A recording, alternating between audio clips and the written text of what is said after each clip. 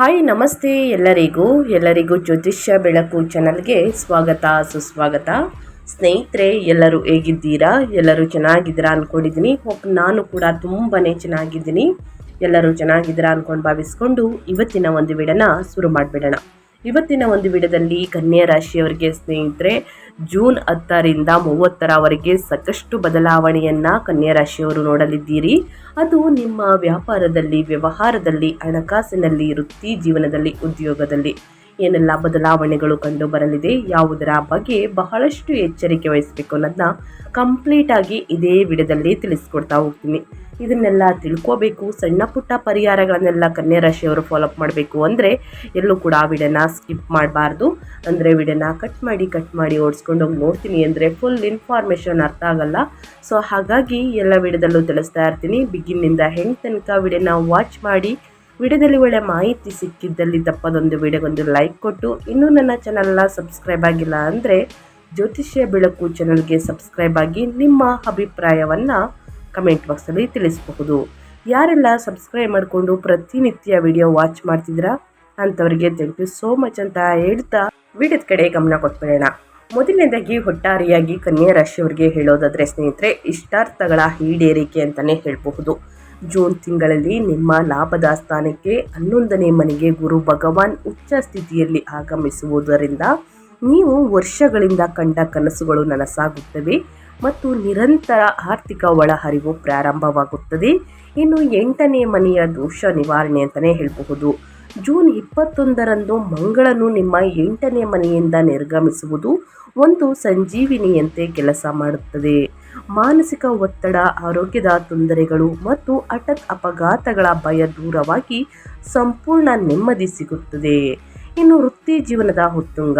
June 15ರ ನಂತರ ನಿಮ್ಮ 10ನೇ ಮನೆಯಾದ ಕರ್ಮದ ಸ್ಥಾನಕ್ಕೆ ಸೂರ್ಯನ ಸಂಚಾರವು ಕೆಲಸದ ಸ್ಥಳದಲ್ಲಿ ನಿಮಗೆ ಸಾಟಿ ಇಲ್ಲದಂತಹ ಅಧಿಕಾರವನ್ನು ನೀಡುತ್ತದೆ. ಮೇಲಧಿಕಾರಿಗಳು ಬೆಂಬಲದೊಂದಿಗೆ ಬಡ್ತಿಯ ಹಾದಿ ಸುಗಮಗೊಳ್ಳುತ್ತದೆ ಅಂತಲೇ ಹೇಳಬಹುದು. ಒಟ್ಟಾರೆಯಾಗಿ ಏನೆಲ್ಲ ಬದಲಾವಣೆಯನ್ನು ನೋಡಲಿದ್ದೀರಿ ಅಂತ ಕಂಪ್ಲೀಟಾಗಿ ತಿಳಿಸ್ಕೊಟ್ಟಿದ್ದೀನಿ ಸ್ನೇಹಿತರೆ. ಇನ್ನು ಗ್ರಹಗಳ ಸಂಚಾರ. ನಿಮ್ಮ ರಾಶಿಯ ಅಧಿಪತಿಯಾಗಿರುವಂತಹ ಬುಧ 1 ಮತ್ತು 10ನೇ ಮನೆಯ ಅಧಿಪತಿಯಾಗಿರುವಂತಹ ಬುಧ 10ನೇ ಮನೆ ಮತ್ತು 11ನೇ ಮನೆಯಲ್ಲಿ ಸಂಚಾರವನ್ನು ಮಾಡುತ್ತಿದೆ. ಜೂನ್ 22ರವರೆಗೆ ತನ್ನದೇ ಆದಂತಹ ರಾಶಿಯಲ್ಲಿ 10ನೇ ಮನೆಯಲ್ಲಿ ಬಲವಾಗಿ ನಿಂತು ಅತ್ಯಂತ ಬುದ್ಧಿವಂತ ನಿರ್ಧಾರಗಳನ್ನು ನೀಡುತ್ತಾನೆ.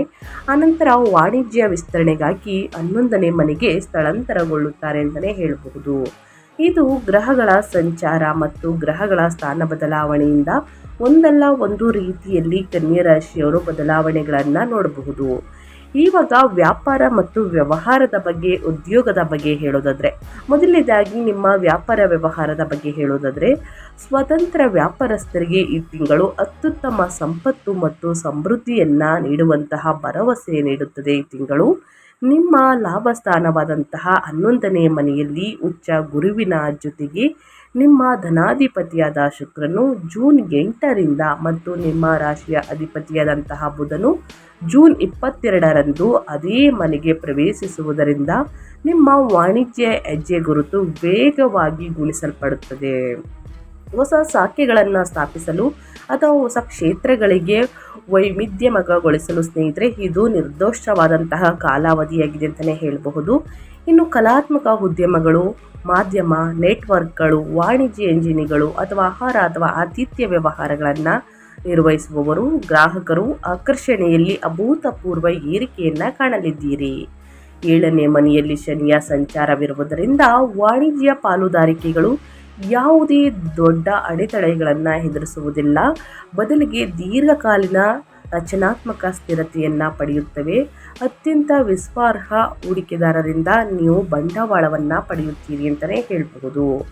ವ್ಯಾಪಾರ ಮತ್ತು ವ್ಯವಹಾರದಲ್ಲಿ ಕನ್ಯಾ ರಾಶಿಯವರು ಏನೆಲ್ಲ ಬದಲಾವಣೆಯನ್ನು ನೋಡಲಿದ್ದೀರಿ, ಯಾವುದರ ಬಗ್ಗೆ ಎಚ್ಚರಿಕೆ ವಹಿಸಬೇಕು ಅನ್ನೋದನ್ನ ಕಂಪ್ಲೀಟಾಗಿ ತಿಳಿಸ್ಕೊಟ್ಟಿದ್ದೀನಿ. ಇನ್ನು ಮುಂದಿನದಾಗಿ ಹೇಳೋದಾದರೆ, ನಿಮ್ಮ ಆರ್ಥಿಕ ಸ್ಥಿತಿ ಮತ್ತು ಸಂಪತ್ತಿನ ಬಗ್ಗೆ ಹೇಳೋದಾದರೆ, ಆರ್ಥಿಕ ಸ್ಥಿರತೆ ಮತ್ತು ಭೌತಿಕ ಸಮೃದ್ಧಿಯು ಈ ತಿಂಗಳು ಪ್ರಮುಖ ಅಂಶಗಳಾಗಿವೆ. ನಿಮ್ಮ 11ನೇ ಮನೆಯಲ್ಲಿ ರೂಪುಗೊಳ್ಳುತ್ತಿರುವಂತಹ ಭವ್ಯವಾದ ಗ್ರಹಗಳ ಸಂಯೋಜನೆ ಗುರು, ಶುಕ್ರ ಮತ್ತು ಬುಧ ಸಂಪತ್ತಿನ ಅಸಾಧಾರಣ ಮೂಲಗಳನ್ನು ತೆರೆಯುತ್ತವೆ.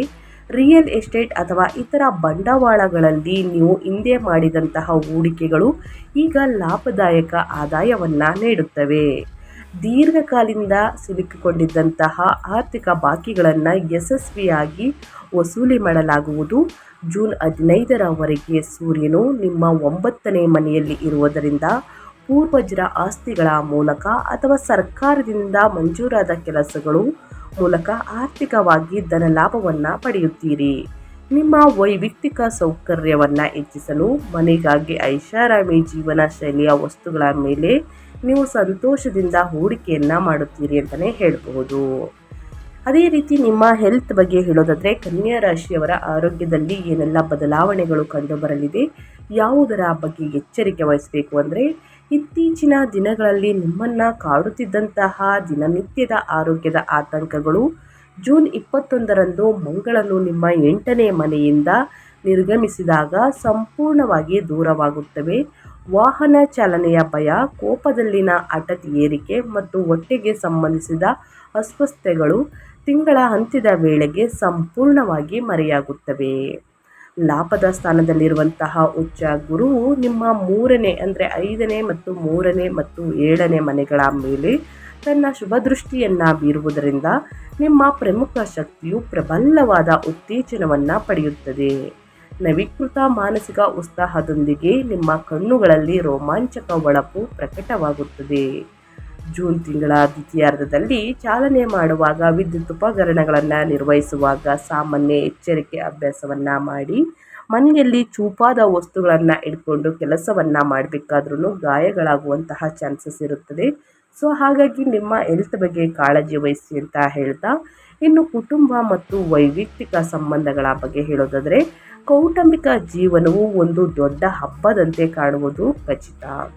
ನಿಮ್ಮ 11ನೇ ಮನೆಯಲ್ಲಿ ಉಚ್ಚ ಗುರು ಮತ್ತು ಶುಕ್ರ ಆನಂದಕರ ಸಂಯೋಜನೆಯು ನಿಮ್ಮ ಮನೆಯಲ್ಲಿ ಮಂಗಳಕರ ಮತ್ತು ಸಂತೋಷದಾಯಕ ಸಮಾರಂಭವೊಂದು ನಡೆಯುವುದನ್ನು ಸೂಚಿಸುತ್ತದೆ.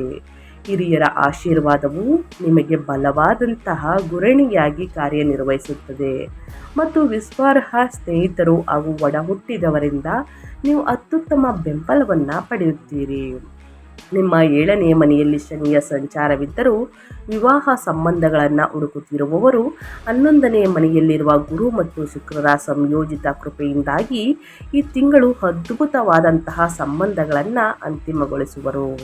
ಸಂಗಾತಿಯೊಂದಿಗಿನ ಸಣ್ಣ ಪುಟ್ಟ ತಪ್ಪು ಗ್ರಹಿಕೆಗಳು ನಿವಾರಣೆಯಾಗಿ ನಿಮ್ಮ ವೈಯಕ್ತಿಕ ಬಾಂಧವ್ಯವು ಗಮನಾರ್ಹವಾಗಿ ಬಲಗೊಳ್ಳುತ್ತದೆ. ಮನೆಯಲ್ಲಿ ಸಣ್ಣ ಪುಟ್ಟ ಸಮಸ್ಯೆಗಳಿಂದ ನಿಂತು ಹೋಗಿದ್ದಂತಹ ಶುಭ ಕಾರ್ಯಗಳು ಮತ್ತೆ ಪ್ರಾರಂಭಗೊಳ್ಳಲಿದೆ ಅಂತಲೇ ಹೇಳಬಹುದು.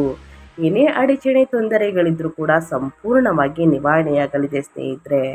ಇನ್ನು ಈ ದಿನ ಈ ಪರಿಹಾರವನ್ನು ಮಾಡಿ, ಆದಷ್ಟು ಸಣ್ಣ ಪುಟ್ಟ ಪರಿಹಾರವಾಗಿರುತ್ತದೆ, ಶಕ್ತಿಶಾಲಿಯಾದಂತಹ ಪರಿಹಾರ. ಈ ಪರಿಹಾರವನ್ನು ಕನ್ಯಾ ರಾಶಿಯವರು ಅನುಸರಿಸುವುದರಿಂದ ಕಷ್ಟ, ಸಮಸ್ಯೆ, ಅಡಚಣೆಗಳು ಎಲ್ಲವೂ ಕೂಡ ಸಂಪೂರ್ಣವಾಗಿ ನಿವಾರಣೆಯಾಗಲಿದೆ. ನಿಮ್ಮ ಲಾಭದ ಸ್ಥಾನದಲ್ಲಿ ಉಚ್ಚ ಗುರುವಿನಿಂದ ಉಂಟಾಗುವ ಭವ್ಯವಾದ ರಾಜಯೋಗವನ್ನು ಸಂಪೂರ್ಣವಾಗಿ ಸೆರೆ ಹಿಡಿಯಲು ಮತ್ತು ಜೂನ್ 21ರವರೆಗೆ 8ನೇ ಮನೆಯ ಮಂಗಳನನ್ನು ಶಾಂತಗೊಳಿಸಲು ಈ ಪರಿಹಾರಗಳನ್ನು ಕನ್ಯಾ ರಾಶಿಯವರು ಅಭ್ಯಾಸವಾಗಿ ಮಾಡಬೇಕಾಗುತ್ತದೆ. ಮೊದಲನೇದಾಗಿ ಸ್ನೇಹಿತರೆ, ವಿಷ್ಣು ಸಹಸ್ರನಾಮ ಸ್ತೋತ್ರ ಅಂದರೆ ನಿಮ್ಮ ರಾಶಿಯ ಲಗ್ನಾಧಿಪತಿಯಾದಂತಹ ಬುಧನ ಶಕ್ತಿಯನ್ನು ಹೆಚ್ಚಿಸಲು ಮತ್ತು ನಿಮ್ಮ ವೃತ್ತಿ ಜೀವನದ ಉತ್ತುಂಗಕ್ಕೇರಲು ಬುಧವಾರದಂದು ನಿಯಮಿತವಾಗಿ ವಿಷ್ಣು ಸಹಸ್ರನಾಮ ಸ್ತೋತ್ರವನ್ನು ಪಠಿಸಬೇಕಾಗುತ್ತದೆ ಸ್ನೇಹಿತರೆ. ಯಾರಿಗೆ ಹೇಳುವುದಕ್ಕೆ ಬರುವುದಿಲ್ಲ ಅಂಥವರು ಕೇಳಿಸ್ಕೊಳ್ಬೋದು, ಅಂದರೆ ಆಲಿಸಬಹುದು. ಇನ್ನು 2ನೇ ಪರಿಹಾರ ಬಂದು ಸ್ನೇಹಿತರೆ, ಮಂಗಳನ ಶಾಂತಿಗಾಗಿ ಅಂದರೆ ಕುಜನ ಶಾಂತಿಗಾಗಿ ಜೂನ್ 21ರಂದು ಮಂಗಳನು ಸ್ಥಾನ ಬದಲಾಯಿಸುವವರೆಗೂ ಸಣ್ಣ ಪುಟ್ಟ ಆರೋಗ್ಯ ಸಮಸ್ಯೆಗಳು, ಏರುಪೇರುಗಳು ಅಥವಾ ಚಾಲನೆ ಅಡೆತಡೆಗಳಿಂದ ರಕ್ಷಿಸಿಕೊಳ್ಳಲು ಮಂಗಳವಾರದಂದು ಸುಬ್ರಹ್ಮಣ್ಯ ಸ್ವಾಮಿಯನ್ನು ಕೆಂಪು ಹೂಗಳಿಂದ ಪೂಜಿಸಿ ಮತ್ತು ಕೆಂಪು ಮಸೂರ್ ಬೇಳೆಯನ್ನು ಆದಷ್ಟು ಬಡವರಿಗೆ, ನಿರ್ಗತಿಕರಿಗೆ, ನಿಮ್ಮ ಕೈಯಲ್ಲಾದಷ್ಟು ಜನರಿಗೆ ಸಹಾಯವನ್ನು ಮಾಡಿ. ಈ ರೀತಿ ಸಣ್ಣ ಪುಟ್ಟ ಪರಿಹಾರದಿಂದ ದೊಡ್ಡ ಸಮಸ್ಯೆಗಳೇ ನಿವಾರಣೆಯಾಗಲಿದೆ ಕನ್ಯಾ ರಾಶಿಯವರಿಗೆ.